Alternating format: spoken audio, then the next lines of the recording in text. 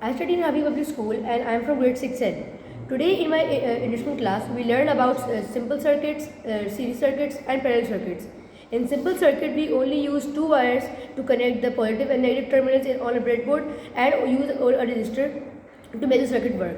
In our series circuit, we use two resistors and connect the ends of each resistor with the resistors, and then we connect the positive and negative terminals with the wires. In parallel circuit, what we do, we use two resistors like this, and we connect them with two wires on the negative and positive terminals. So, and also this battery is used to activate the circuit.